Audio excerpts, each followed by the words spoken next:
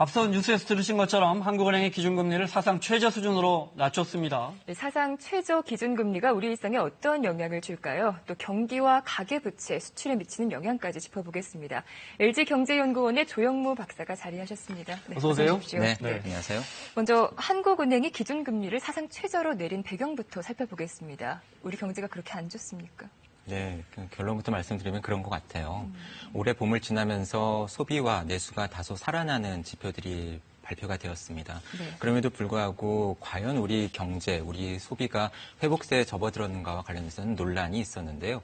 왜냐하면 개별 소비세 인하가 연장됐던 효과, 그리고 중국 관광객들이 일시에 좀 많이 들어왔던 효과, 그리고 신제품, 휴대폰이 출시가 되었던 효과, 이러한 것들이 일시적인 효과가 아닌가 하는 의구심을 자아냈었기 때문이죠.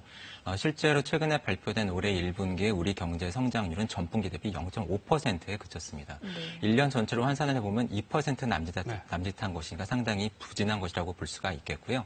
여기에 최근 들어서는 기업 구조조정 작업까지도 추진이 되고 있죠. 그렇다 보니까 우리 경제의 하방 리스크, 한마디로 성장률이 떨어질 위험성이 높아진 것에 대해서 한국은행이 선제적으로 대응한 것으로 해석이 됩니다. 네. 자, 이제 우리 기준금리를 내린다는 게 우리 일상에 어떤 영향을 미치는지 하나하나 따져보겠습니다. 일단 은행의 대출금리도 좀 따라 내릴까요? 그렇습니다. 그 결론부터 말씀을 드리면요. 내려갑니다. 네. 하지만 체감하시기에는 좀 시간이 걸릴 수 있어요. 네. 짧게는 한 달, 길게는 한 2달까지도 걸릴 것으로 예상이 되는데요. 네. 왜냐하면 한국은행이 기준금리를 내리게 되면 채권 수익률과 같은 시중금리가 순차적으로 내려갑니다. 근데 이러한 시중금리가 따라서 내려가야만 네. 그것을 반영을 한 은행들의 자금 조달 금리가 내려가게 되고요.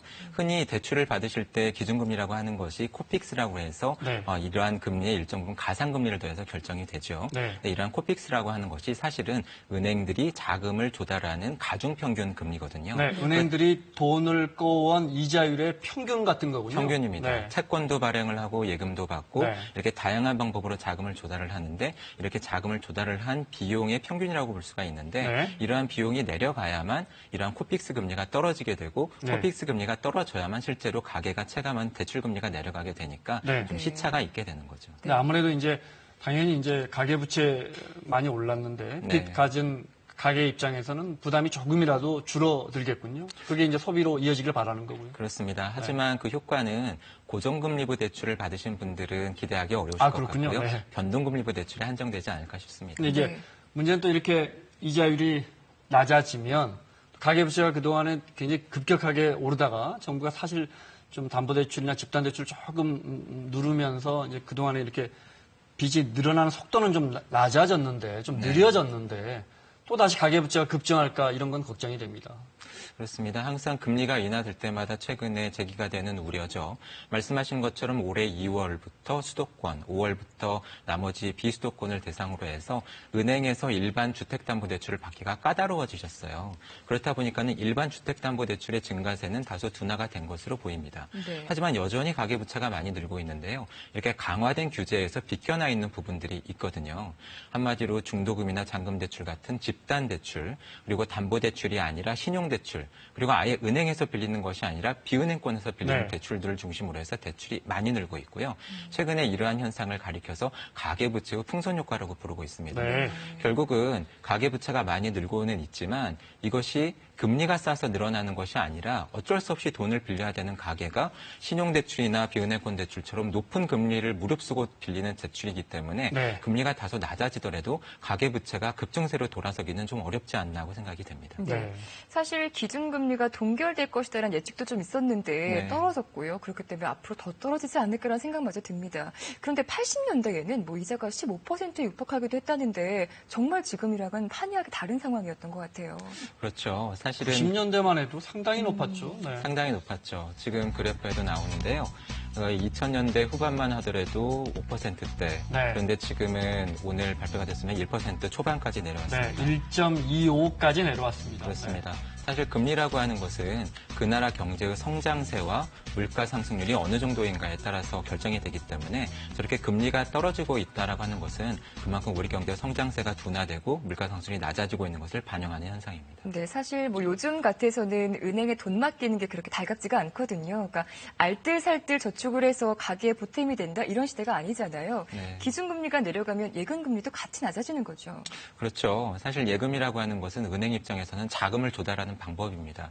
가계로부터 돈을 받았을 때 거저받을 수는 없잖아요. 네. 그러다 보니까는 이자라고 하는 것을 주는 것인데 방금 말씀드린 것처럼 저렇게 금리가 낮아지게 되면 은행 입장에서도 예금을 받아서 굴릴 곳이 마땅치가 않거든요. 네. 그리고 돈을 굴리더라도 기대할 수 있는 투자 수익률이 낮아지는 거죠. 네. 그러다 보니까는 가계에 제시하는 예금 이자 그러한 수익률 역시도 계속 떨어지고 있는 추세인 것으로 자, 보입니다. 그러면 거기서 궁금합니다. 이제 말씀하신 것처럼 이제 기준금리를 내려도 담보대출 일부만 금리가 내려가지 일단 고정금리는 안 내려갈 거고요. 그다음에 네. 제2금융권의 뭐 10% 후반대에 뭐 대출금리도 사실 내려갈지 미지수란 말이죠. 네. 근데 이제 반대로 예금금리는 줄줄이 다 내려갈 거 아닙니까? 그죠? 네. 근데 예금 갖고 계시는 예를 들어 은퇴하신 분들 노후 우리나라가 예금이 대출보다 가계 부분에서 더 많나요?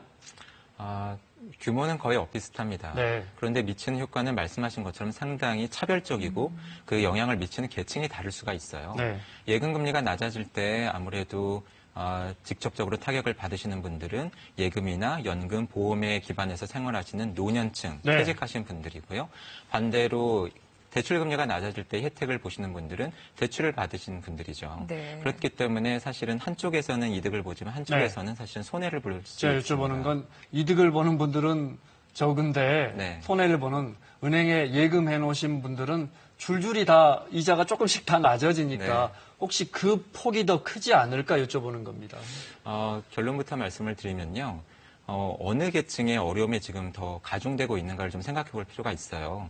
물론 예금을 가지신 분들이 대출을 가지고 계신 분들보다는 숫자는 훨씬 더 많지만 상대적으로 예금이라고 하는 금융자산을 가지고 있는 것은 그만큼 상황이 더 나을 가능성이 있고요. 그렇죠. 네. 반면에 대출을 받으신 분들은 특히 가계 수지가 적자 상태여서 돈을 빌릴 수밖에 없는 분들은 상당히 좀 어려운 상황에 계신 분들이죠. 네. 이러한 분들 같은 경우에는 이자 부담이 완화되면은 그만큼 소비를 늘리는 효과가 고소득층보다는 높지 않을까 하고 네. 생각이 되고요. 그러한 면에서 그 효과는 단정지어서 이야기하기는 어려운 것 같습니다. 네. 이렇게 기준금리를 전격적으로 인하하기로 결정한 배경은 물론 경기를 회복하기 위해서겠죠. 뭐 금통위원장 또 한은 총재가 밝히기로는 경기가 이렇게 회복이 되면 결국에는 일자리 창출로 이어질 것이다라는 것인데요. 네. 경기 회복, 기준금리 인하, 일자리 창출 이게 어떤 연관관계가 있습니까? 사실 한국은행이 기준금리를 낮춘다라고 하는 것은 그만큼 한국은행이 관리하는 금리 수준이 낮아지도록 시중에 돈을 넉넉하게 푼다라고 하는 의미죠. 네. 어떤 물건의 가격이 돈으로 표시되지만 사실 돈의 가격은 금리로 표시가 됩니다. 그래서 시중에 돈이 풍부해지면은 대출을 받을 때 돈을 많이 낼 필요가 없잖아요. 네. 금리가 떨어지게 되는 거죠. 근데 시중에 이렇게 그 돈이 넉넉해지게 되면 사실은 여러 가지 효과가 발생을 합니다. 우선 어려움에 처해 있는 금융기관이 돈을 빌려줄 때 좀 부담을 덜 느끼겠죠. 그래서 돈을 빌리겠다고 찾아오는 중소기업이라든가 자영업자분들한테 돈을 빌려드리기가 상당히 좀 용이해질 가능성이 있고요. 네. 특히 최근의 상황에서 관심을 모으는 것은 기업 구조조정입니다.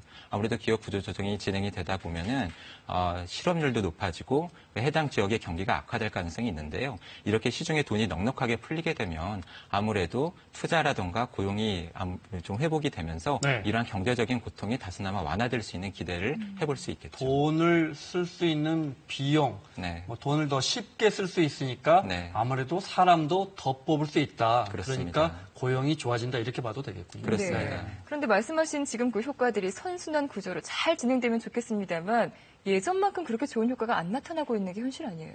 그렇습니다. 그 금리 인하의 효과가 과거보다도 줄어든 것은 분명하고요. 사실은 여기에는 우리나라 경제가 안고 있는 구조적인 문제가 있어요. 네. 금리 수준이 낮아지더라도 예상만큼 소비나 투자가 활성화되지 않는 것이죠. 가령 투자 같은 경우에는 기업들이 돈을 많이 이미 가지고 있고 금리가 싸졌지만 섣불리 투자에 나서고 있지 못합니다.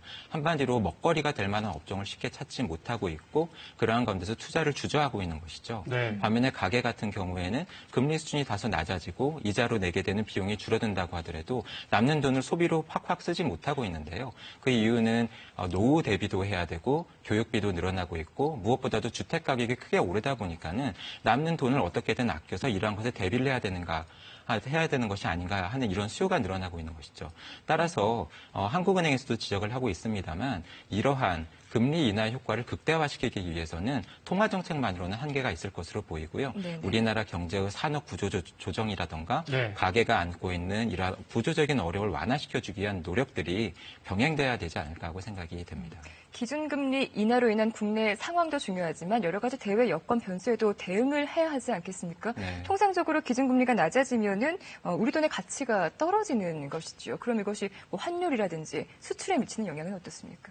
그렇죠. 우리나라가 기준금리를 인하를 하게 되면 아무래도 외국인 투자 자금이 덜 들어오고 나갈 가능성이 커지게 되니까 네. 환전을 하는 과정에서 아무래도 달러화에 대한 수요는 커지고 우리나라 돈을 팔게 되니까 가치가 떨어지게 되는 겁니다. 우리 돈의 이자를 네. 조금 주니까 네. 그러면 에이 한국을 떠나자 그렇죠. 이러면서 우리 돈을 우리 외환시장에서 파니까 네. 우리 돈의 가치가 떨어지게 되는 거군요. 그렇죠. 네. 외국인 투자자들이 국내에 투자되어 있던 돈을 다시 본국으로 가져갈 때 네. 만약에 미국 투자자라고 한다면은 달러화로 바꿔야 되지 않겠습니까? 네. 그러니까 원화를 팔고 달러화를 사니까 많이 팔게 되는 원화의 가치는 떨어지고 네. 사게 되는 달러화의 가치는 올라가죠. 그러면 원화의 가치가 떨어지면 우리가 근데 수출하긴 좋아지는 거 아닙니까? 그렇습니다. 네. 원달러 환율 층길이 올라가게 되면은 사실 네. 우리는 그것을 원화 약세라고 부르는데요. 네. 1달러를 살 때 예전에는 1,000원만 주면 되는데 이제는 1,100원, 1,200원을 줘야 되는 상황과 유사한 것이죠. 네. 근데 그렇게 되게 되면 우리 수출 기업들로서는 과거와 똑같이 미국에 1달러짜리 물건을 수출을 하더라도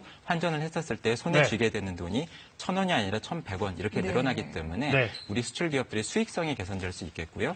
또한 수출 가격을 낮출 수 있는 가격 경쟁력도 강화가 되는 효과를 기대해 볼 수 있습니다. 알겠습니다. 자, 시간 때문에 간단하게. 그럼 뭐 선진국은 다들 기준금리가 거의 0% 수준이라는데 네. 우리 조금 더 낮출 수도 있을까요, 그럼? 낮출 여지가 조금은 있어 보이고요. 하지만 다른 나라들, 특히 주요국들처럼 제로금리까지 낮추기는 어려워 보입니다. 네. 이유는 원화가 국제통화가 아니기 때문에 그렇게 했었을 때는 상당히 위험한 상황에 네. 처할 수 있기 때문이죠. 네. 선진국 뭐 달러나 유로화처럼 너무 많이 낮춰놓으면 많이들 나가버리는 거군요. 제로금리 가능성은 낮지 않다고 생각이 듭니다. 그래서 제로금리까지는 가기 어렵다. 네. 자, LG경제연구원의 조영무 박사였습니다. 고맙습니다. 잘 들었습니다. 네, 감사합니다. 자, 뉴스 집중 오늘 순서 여기까지입니다. 내일 오후 4시에 다시 오겠습니다. 고맙습니다. 고맙습니다.